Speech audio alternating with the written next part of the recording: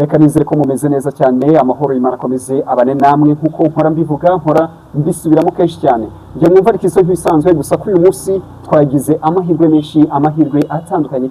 Kuri uyu munsi twahuye n'icyamamare, muramuzi cyane, ni umukinnyi w'amafilime ndetse akaba umwanditsi, akaba ndetse n'umuproducer wayo, dore ko ari umwe mu ba director bakomeye cyane muri industry filime nyarwanda. Rero nkuko mubibona, njye murabizi cyane, mbazanira ibintu bigezweho cyane. Mugiye utungurwa no kumwumva, dore ko ari umwe udasanzwe, n'izuba n'idarapo muri byo kabisa mu gihugu cyacu cy'u Rwanda, n'umwe mu bantu barenze cyane. Rero reka tumuhe umwanya abasuhuze. Njyewe ntabwo namuvuga, ndamuvuga, ariko bavuga ko nta mugabo uvuga undi. Uyu muntu muramuzi cyane. Urakoze cyane Mr Skolere. Urakoze cyane abantu bakurikirana Mr Skolere. Mumukurikirane pe, ni umuntu w'umugabo, nk'uko bivuze ko wahuye n'umuntu w'icyamamare, ahubwo buriya nanjye mbibabonamo.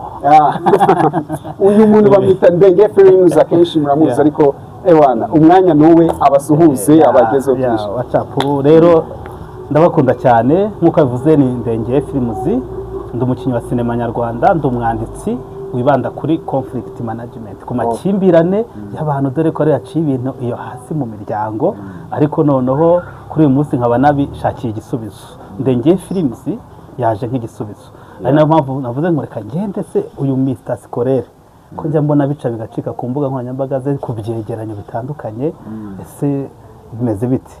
Buriya niyo mpamvu navuze ntireka nkugenderere, koko umwana wabiciye muri kaminuza bigacika, we ni muntu ki, Skolere ni muntu ki?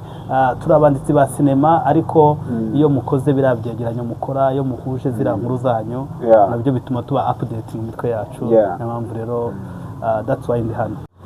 Ndabakunda cyane pe, ariko specially abantu bafana Mr Skolere, abo ngabo bo ni abantu banjye by'umwihariko. So bivuze ngo rero jyewe Ndenge Films, nimuzajya rwose muba muri kumwe nanjye, uzajya mwumva ko muri kumwe n'abavandimwe cyane cyane.